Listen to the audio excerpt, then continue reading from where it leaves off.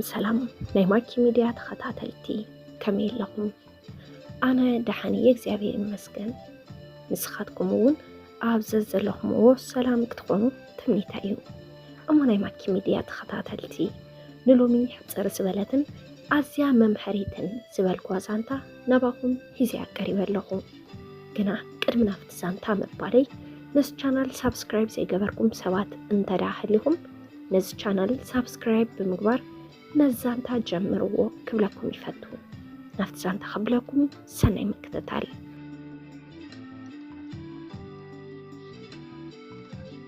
ከምዝውን ኣሎ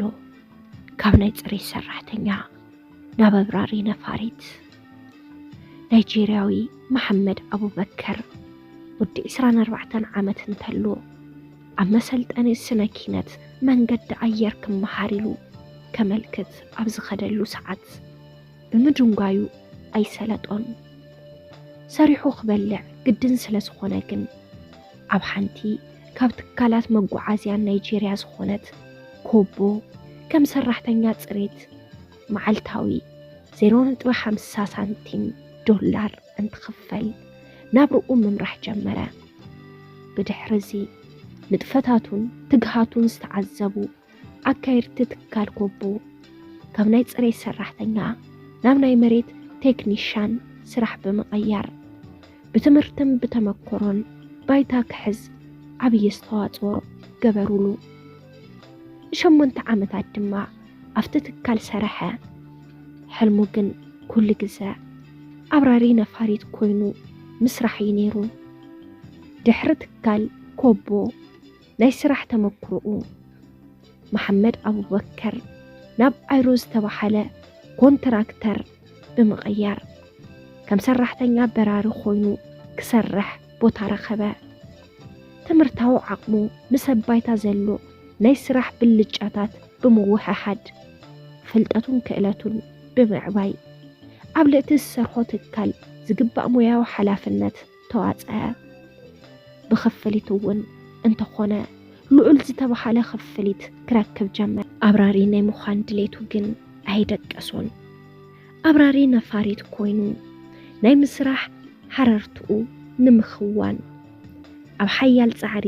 ዝተፀመደ መሐመድ አቡበከር ትምህርትን ስራሕን ድሌትን ፃዕርን ዕላማን ራዕይን ከወሓሕድ ኣብ ሓያል ንጥፈታት ተፀመደ ነቲ ብውልቁ ክዓዮ ዘይኽእል ናይ መምሐሪ ወፃኢታት ዝሽፍነሉ ትካል ኣብ ምንዳይ እናሓለወ ድማ ምስ ኣካየዲ ስራሕ ዝሰርሐሉ ትካል ኣይሮ ተላዘበ ኣካየድቲ ስራሕን ሰብርክን ትካል ኣይሮ ነቲ ተስፋ ዘለዎ መንእሰይን ዝሓለፎ ጉዕዞን ብምግምጋም ንመሐመድ አቡበከር ኣብ ካናዳ ኸይዱ ናይ ኣብራሪ ስልጠና ንኽመሃር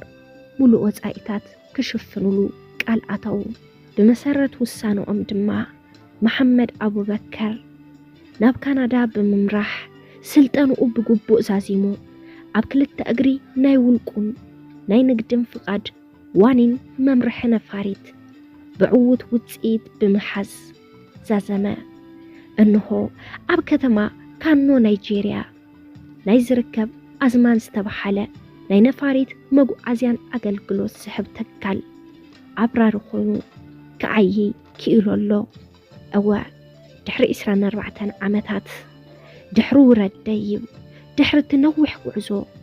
መሐመድ አቡበከር ካብ ሰራሕተኛ ፅሬት ናብ ፓይለንት በፂሑ ካብ ጉዕዞ ህይወት መሐመድ አቡበከር ክንመሃሮ ንኽእል ብዙሕ ነገር ኣሎ ሓደ ካብኡ ድማ ዝኾነ ሰብ ፅዒሩ ኣብ ዝሓለሞ ክበፅሕ ከም ዝኽእልን እንተንቂሉ ድማ ዝዓክቶ ነገር ክህሉ ከም ዘይኽእልን እዩ ካሊእ ሰብ ኣብ ትሕት ዝበለ ናይ ህዝባዊ ኣገልግሎት ስራሕ ስለ ዝሰርሐ ፅባሕ ዘይቕየር ዝመስለና ሰባት ድማ ካብዚ ዛንታ መሐመድ አቡበከር ክንመሃር ይግባእ ኣብ ልዕሊ መሐመድ አቡበከር እምነት ዘሕደሩ ኣካየድቲ ስራሕ ናይተን ዝሰርሐለን ትካላት ድማ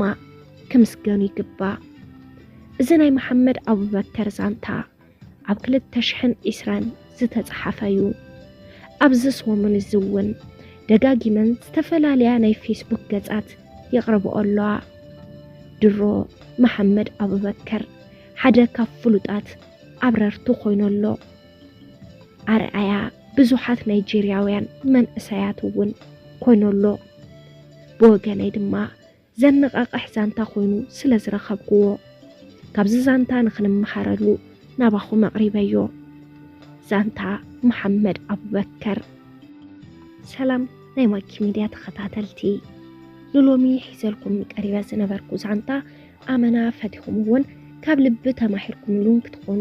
ኣይጠራጠርን። ምክንያቱ መሐመድ አቡበከር ንመናእሰይ ናይጄሪያ ጥራሕ ዘይኮነስ ንዓና እውን ዓብይ መምሕር ክኾነና ኢለ ስለ ዝሓስብ መሐመድ አቡበከር በቲ ዝገበሮ ፃዕሪ ኣብ ልዑል ቦታ ስለ ዝበፅሐ ብንእሽተን ነገር ተስፋ ትቆርፁ ሰባት እንተዳሃሊኹም ካብ መሐመድ አቡበከር ክትመሃሩ ካብ ልቢ ኢላ ከም ተቀዲመ ዝበልኩኹም ናይጄሪያዊ መሐመድ አቡበከር ወዲ 24 ዓመት እንተሎ ኣብ መሰልጠኒ ስነ ኪነት መንገዲ ኣየር ክመሓር ኢሉ ከመልክት ኣብ ዝኸደሉ ሰዓት ብምድንጋዩ ኣይሰለጦን። ስለዚ ደንገየ ሓሊፉኒ እዩ ኢልና ተስፋ ክንቆርፅ የብልናን። ደንጊን ኢሉ ብዘይ ምግዳፉ ናይ ፅሬት ሰራሕተኛ ኮይኑ ካብ ታሕቲ ብምጅማሩ ኣብ ልዑል በፂሑ እዩ። ስለዚ ኣሕዋተይ ማዓረይ ምናልባት ኣብ ሕዚ ሰዓት ኣብ ታሕቲ ክንህሉ ንኽእል ኢና፣ ምናልባት ኣብቲ ዝንደልዮ ቦታ ዘይበፃሕና ክንህሉ ንኽእል ኢና። ግና ወላ እኳ እንተኾነ ተስፋ ክንገብር ይግባእ፣ ክንፅዕር ኣለና። ፅባሕ ዝመፅእ መዓልቲ ባዕልና ስለ ነደላድሎ ግድነት ሎሚ እንሰርሖ ስራሕ ጽቡቕ ክኸውን ኣለዎ ክብለኩም ይፈቱ። ኣነ ካብ ዛንታ መሐመድ ዓብዪ ትምህርቲ ስለ ዝወሰድኩ ንስኻትኩም እውን ክትወስድሉ ኢለ ናባኹም ሂዘ ቀሪበ ነይረ። እሞ ናይ ማኪ ሚድያ ተኸታተልቲ ካብ ዛንታ እንተደኣ ተማሂርኩምሉ ኣብ ናይ ኮመንት መጽሓፍ ቦታ ሓሳብ ርእይቶኹም ክትገድፉልና ትኽእሉ ኢኹም። ነስ ቻናል ላይክ፣ ሼር፣ ሳብስክራይብ ምግባር ከይትረስዑ። ነስ ቻናል ሓደሽቲ እንድሕር ሃሊኹም ሳብስክራይብ ብምግባር ናይ ቻናልና ናይ ወትሩ ተኸታተልትና ክትኾኑ ንላቦ። ክሳብ መወዳእታ ምሳና ስለ ዝፅናሕኩም ካብ ልቢ እንዳመስገና በዚ ክንፍለየኩም። ሰሰናይ ንኹላትና ላይክ፣ ሼር፣ ሳብስክራይብ ምግባር ከይትረስዑ። ቻው።